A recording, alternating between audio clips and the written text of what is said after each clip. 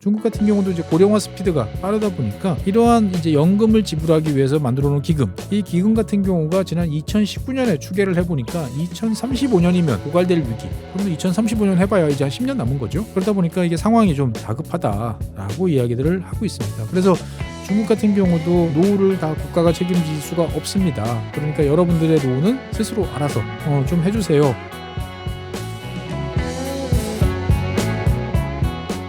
네, 안녕하세요. 최준영입니다. 오늘도 지난 시간에 이어서 중국과 관련된 이야기를 한번 해보겠습니다. 요즘에 중국과 관련된 이야기가 여러 개 나와가지고 한번 정리해보려고 합니다. 몇 가지 이야기가 있는데 일단 제 눈에 제일 먼저 들어온 것은 얼마 전에 며칠 전이었나요? 자고 얼마 되지 않아서 중국이 이제 은퇴 연령을 높인다라는 보도가 있었습니다. 우리나라 같은 경우는 지금 대부분의 직장이 이제 만 60세가 이제 정년이다라고 정해져 있죠.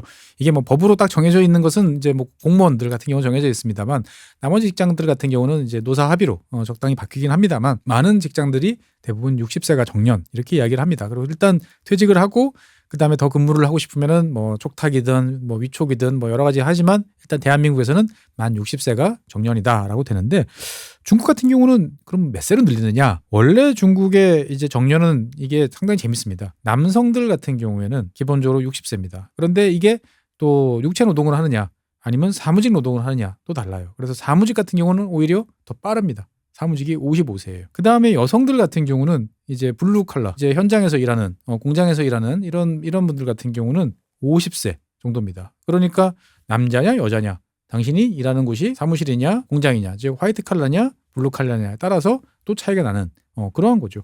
근데 어떻든 간에 사무직 55세, 그 다음에 여성 그 블루 칼라 50세, 이건 너무 빠른 거 아니야? 라는 생각도 좀 듭니다.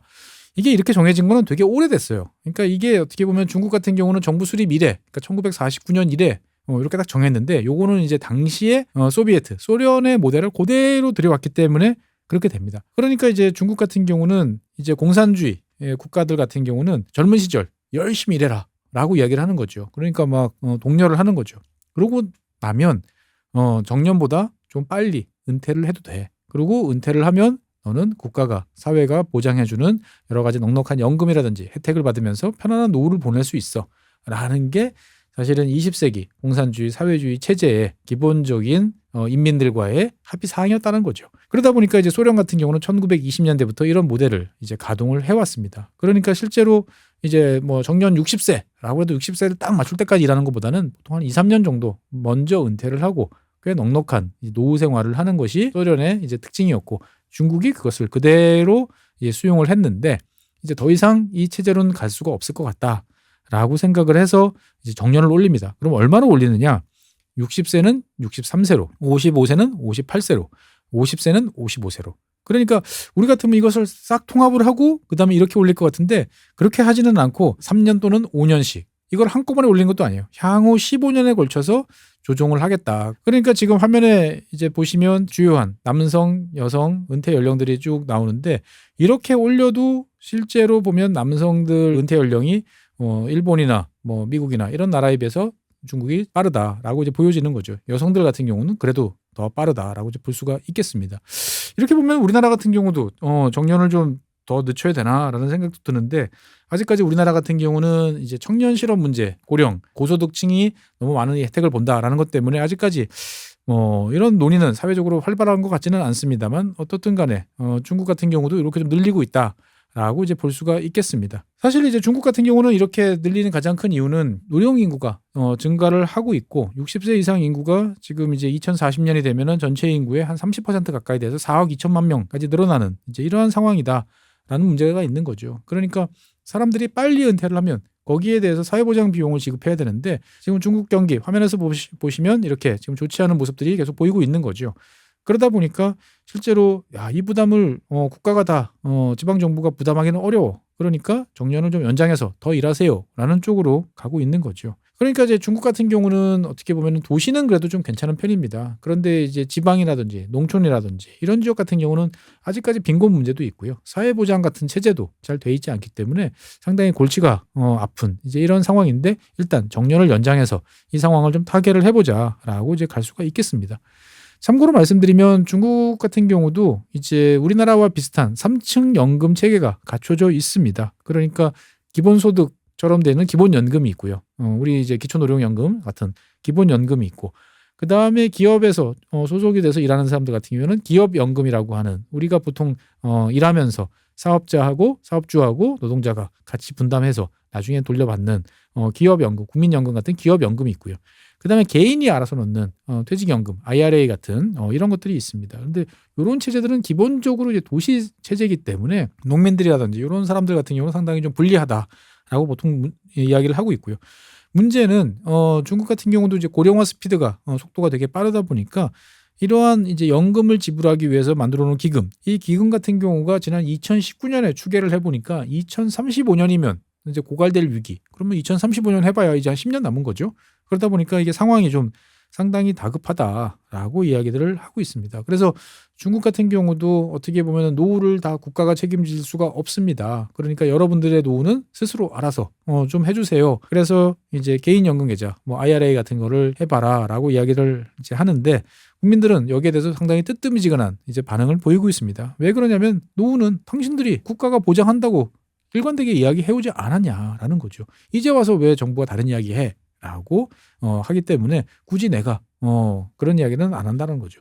근데 문제는 뭐냐? 최근에 이제 부동산 경기가 좋지 않다 보니까 실제로 전체 31개 이제 지방 단위 중에서 11개 단위가 적자 상황입니다. 그러니까 이 노인 부양을 하는 데 있어서 돈이 없다, 죽겠다, 라는 이야기를 이제 하고 있는 거죠. 그러다 보니까 지금 이제 중앙 정부에서 여기에 대해서 여러 가지로 좀 지원을 해준다든지 하는 뭐 이런 시도는 하고 있습니다만, 이 문제가 당분간 급히 해결될 것 같지는 않다라고 이제 말씀드리겠습니다.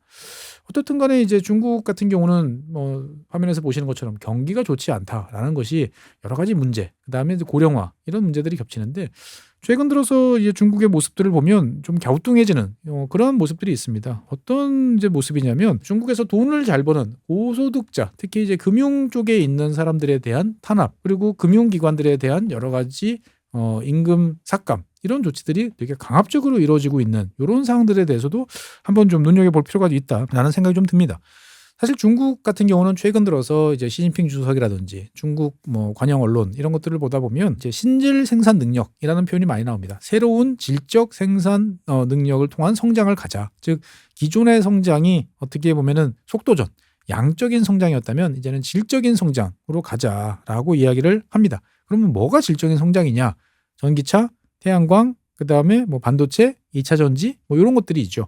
이런 쪽이 어떻게 보면은 하이테크 산업으로서 중국을 고부가가치와 고도화 할 수 있는 산업이다. 그래서 이러한 산업을 통해서 이제 성장의 질적인 것을 관리를 하면서 가겠다. 뭐 이야기는 좋죠. 어차피 제조업이라는 것은 똑같은 것만 할 수 없으니까 이 방향으로 가는 건 좋은데, 문제는 뭐냐? 기존에 이 중국에서 성장을 떠받쳐왔던 상당히 중요한 영역이 부동산, 그다음에 금융, 그다음에 이제 뭐 알리바바 같은 소비자 이제 테크라고 보통 부르는 소비자 기술이라고 번역이 되겠죠. 어떻게 보면 이러한 영역들인데, 이 영역들은 오히려 찬밥이 되고 있다. 아니, 찬밥을 넘어서서 오히려 탄압의 대상이 되고 있다라고 이야기를 하는 거죠. 그러니까 이런 기존 성장 분야에 대해서 어떻게 보면 좀 과도할 정도로 두들기기, 뭐 탄압 이런 활동들이 이어지고 있다라고 이제 말씀드릴 수 있겠습니다. 사실 우리로서는 좀 납득이 좀 안 되는, 하지만 뭐 옆나라 중국이다 보니까 이러한 상황에 대해서 좀 객관적으로 좀 들여다볼 필요가 있는 것 같습니다. 일단 최근 들어서 이제 금융 쪽 관련해서 중국 정부가 칼을 빼들었다라는 생각이 좀 많이 들어요. 그러니까 중국 내에서도 이제 수많은 금융기관들이 있는데, 꽤 큰 투자은행과 관련된 뭐 C레벨 최고 경영자 3사람 정도가 8월, 9월 사이에 체포, 구금되는 일이 벌어졌고요. 작년서부터 거슬러 올라가면 한 130명 정도의 금융기관 종사자들이 이런저런 이유로 해서 조사를 받는 일이 벌어지고 있습니다. 그러니까 이게 어떻게 보면은 중국 정부의 요즘 논조를 보고 있으면 금융이라는 어떤 이런 산업에 대해서 되게 부정적이고 안 좋게 보고, 어떻게 보면은 좀 축소시켜야 되고 뭐 이런 느낌이 좀 들어요. 이게 왜 그러냐면은 최근에 이제 중국에서 나오는 여러 가지 문헌들을 이렇게 읽다 보면 근면성실한, 즉 사람이 몸을 움직여서 뭔가 물건을 만들어내고 거기에서 나오는 부가가치가 좋은 부가가치지, 자본을 이용한 투자, 그러니까 뭐 이걸 투기라고 이제 부를 수도 있겠죠. 어떻든 이런 거 같은 경우는 상당히 불로소득, 안 좋은 소득이다 라고 이야기를 하게 됩니다. 사실 뭐 공산당이라는 이러한 집권 세력 입장에서 봤을 때는 금융이라는 분야 자체가 상당히 좀 떨떠름할 수밖에 없는 이제 그런 분야이긴 합니다. 그리고 중국 공산당 같은 경우는 꾸준하게 내부적으로 그런 이야기들이 나왔어요. 이 금융업이라는 거는 기본적으로 다수를 희생시켜서 소수가 과도한 이익을 벌어가는 거기 때문에 적절한 통제가 필요하다. 그러니까 어떻게 보면 좋게 말하면 적절한 통제를 이제 시작을 했다라고 볼 수도 있는데 그게 저희 같은 제3자 외국인 입장에서 봤을 때 보면 좀 과도하다라는 생각이 좀 듭니다. 어쨌든 중국 정부 입장에서 봤을 때는 이 하이테크와 관련돼 있는 이런 쪽의 비중을 높이는 것을 지금 최대 목표로 하고 있어요. 그러다 보니까 전체 GDP에서 부동산이 차지하고 있는 이러한 추세는 비율은 계속 낮춰지고 그 다음에 하이테크라고 하는 아까 말씀드렸던 신질 생산 능력과 관련돼 있는 쪽은 점점 높이는 쪽으로 이제 가려고 노력들을 하고 있습니다. 이건 좋은데 문제는 그러면은 이제 기존에 전체 중국 경제의 한 4분의 1을 떠받치고 있던 부동산 분야, 그 다음에 한 800만 명 정도를 고용하고 있던 이제 금융 분야, 이 분야는 이제 그럼 어떻게 되는 거냐? 라는 이제 궁금증이 좀 드는데 요즘에 칼바람이 불고 있다라고 다시 한번 말씀드릴 수 있겠습니다. 실제로 이제 급여 같은 경우를 보고 있으면 정말 웃지 못할 일들이 좀 벌어져요. 그러니까 대한민국에서도 금융업 같은 경우는 좀 높은 임금을 받습니다. 그러니까 예전서부터 은행원 같은 경우에는 좀 보수적인 그리고 여러 가지 노동 규율이 강하죠. 어떻게 보면 하지 말아야 될 것들도 많고 여러 가지 신뢰도 높아야 되는 그렇기 때문에 급여를 좀 더 주는 면도 있었죠. 그래서 보통 우리나라 같은 경우도 금융계통, 뭐 증권사라든지 이런 쪽에 종사하시는 분들은 기본급도 있고 성과상여도 있고 그래서 상당히 급여가 높다. 근데 중국 같은 경우도 금융업 종사자들이 평균 중국의 평균 임금보다 한 7배 정도 높습니다. 많이 높았죠. 근데 이제 시진핑 주석 같은 경우가 이 금융업이 국민에게 봉사하는 분야로 재편돼야 된다. 이런 발언들을 이제 하면서부터 급격하게 지금 이제 변화를 하고 있습니다. 그러면서 나왔던 이야기가 여러분들 잘 아시는 공동부유, 뭐 공동번영, 뭐 이런 이야기죠. 그러다 보니까 최근 들어서 이제 국영 금융기업들을 뭐 국가가 관여할 수 있는 투자은행 이런 곳을 중심으로 해가지고 급여 상한선들이 설정이 됐습니다. 그러면 얼마냐?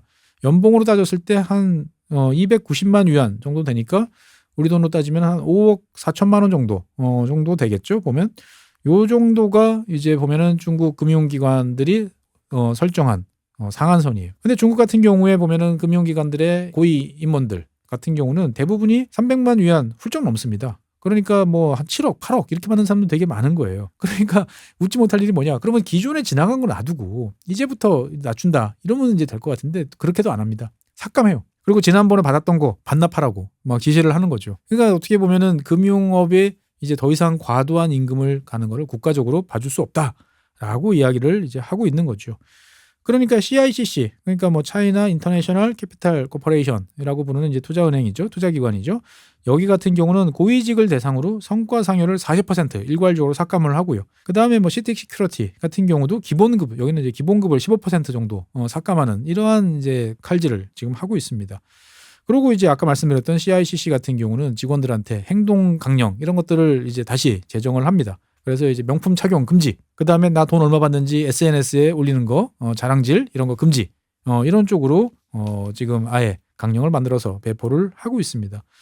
그러니까 어떻게 보면 중국 같은 경우에 보면 지난 2000년 뭐 상해 뭐 이런 지역에 가보면 푸동 지역 가보면은 막 올라가는 타워에 이제 금융기관들 그리고 막 차이나 신드롬 뭐 해가지고 이제 중국의 여러 가지 주식시장 이런 것들을 막 사람들이 뛰어들어봤는데 중국 정부가 이제 이것을 놔두지 않겠다라는 쪽으로 점점 가는 것 같아요. 그래서 어떻게 보면 중국의 이제 금융기관이라는 것은 결국 중국 정부가 운영하는 은행, 중국 정부가 관리하는 보험, 중국 정부가 통제 대상으로 삼는 자산관리회사, 즉 모든 금융기관들이 정부의 산하 또는 영향력으로 들어가는 이러한 체제로 재편되는 거 아닌가라는 이야기가 요즘에 부쩍 많이 나오고 있습니다.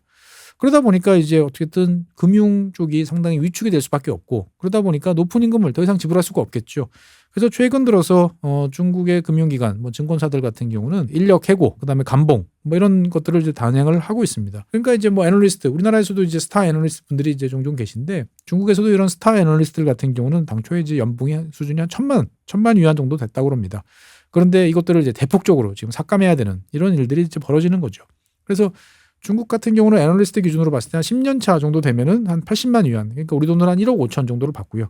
5년만 돼도 한 1억 가까운 9,400만 원 정도 되는 50만 위안 정도를 받았는데 여기에 더해서 사실은 그동안에는 이제 성과급 같은 게 있었죠. 그래서 장이 좋으면 뭐 1년치 뭐 기본급, 뭐 더 좋으면 한 2년치, 안 좋아도 뭐 한 3, 4개월치 정도로 이제 얹어줬는데 이러한 것들이 지금 이제 다 이제 없어지는 이제 그러한 상황으로 가고 있습니다. 투자은행들 입장에서 봐서는 과거처럼 안정된 수익을 올릴 수가 없기 때문에 이런 애널리스트나 이런 고위 급여자들에 대한 삭감 이런 것들이 일어날 수밖에 없는 거죠. 그러니까 어떻게 보면 이제 직원들 입장에서 봐서는 야 이제 돈도 이제 내가 마음대로 못 벌어. 좋은 옷 이런 거 입고 다니는 것도 안 돼. SNS 활동도 제한받아. 그러니까 사직을 하는 이제 이런 일들도 계속 있습니다. 그래서 누군가는 내 발로 나가고 누군가는 등 떠밀려서 나가고 가다 보니까 최근 들어서 중국의 애널리스트들 같은 경우는 한 40% 가까이 해고가 됐다. 대형사들 위주로 뭐 이런 이야기도 나오고 그다음에 뭐 보너스는 찾아보기가 힘들다. 뭐 이런 이야기까지 지금 많이 나오고요. 그러다 보니까 이제 임금 수준이라는 것이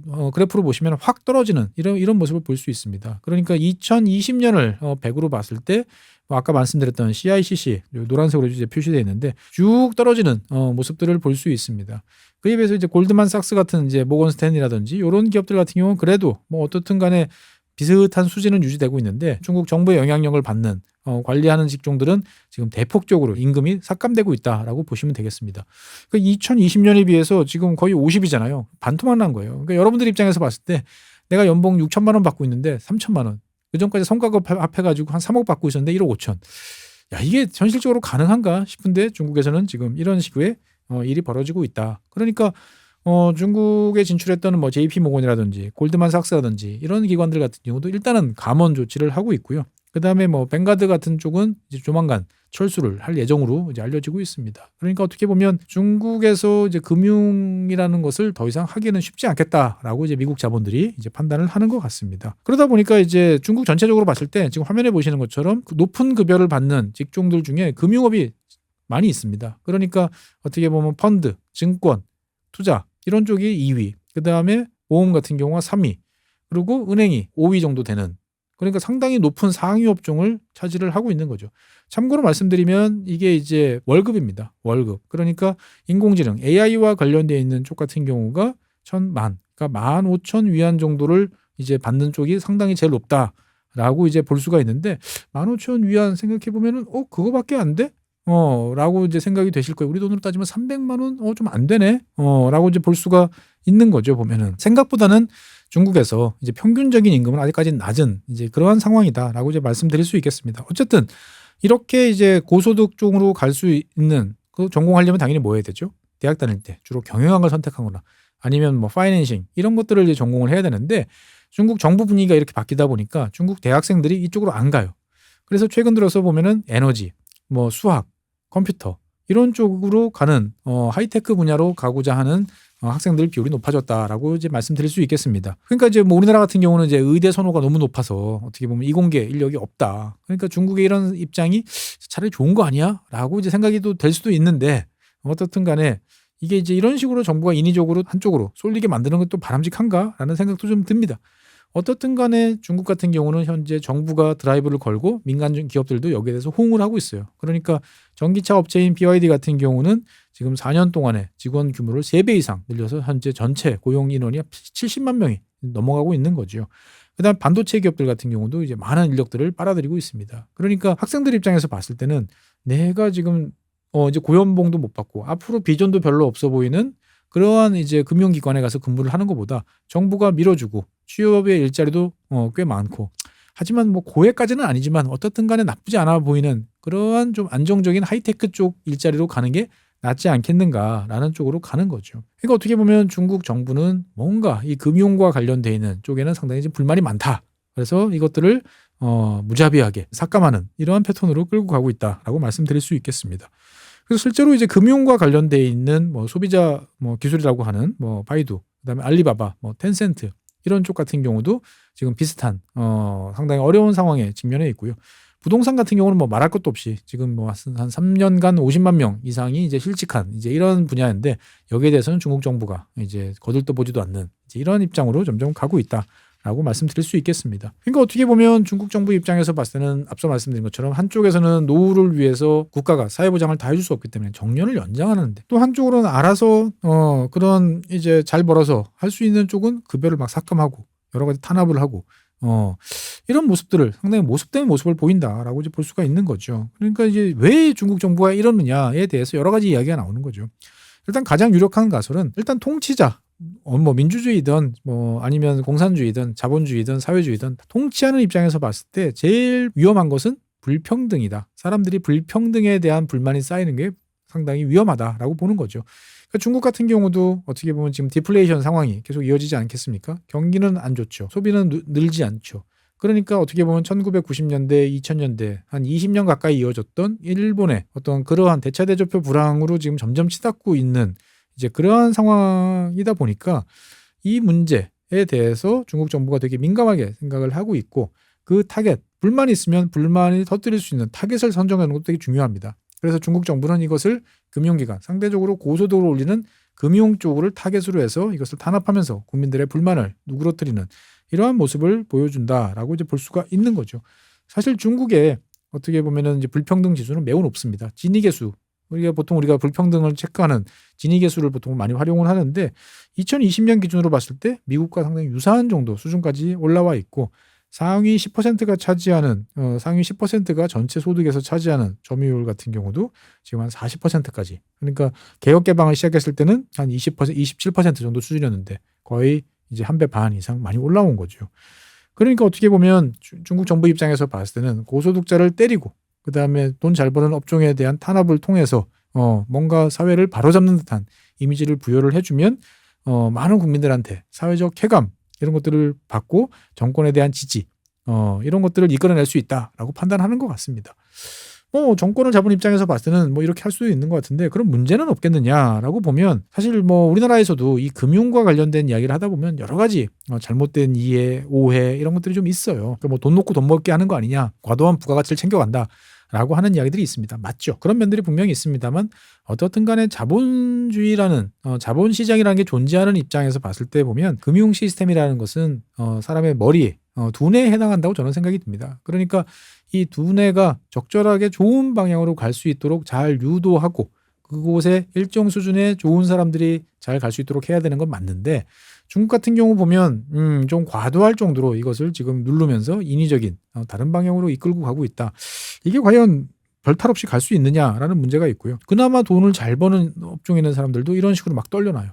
그러면 나는 이제 그 정도로 돈은 못 벌지만 그래도 꽤 괜찮은 소득을 올리는 입장에서 보면 어떤가? 나도 내가 있는 분야도 저렇게 되지 않을까라는 두려움이 있습니다.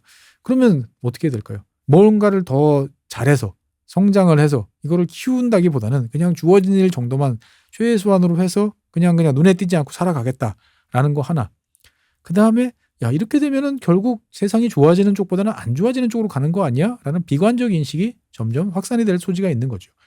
이게 비관적 인식이 확산이 되면 제일 큰 문제점이 뭐죠? 사람들이 미래에 대해서 불안해합니다. 미래에 대해서 불안해하면 돈을 안 써요. 돈을 안 쓰면 소비가 위축이 되고 디플레이션이 찾아오는 거죠.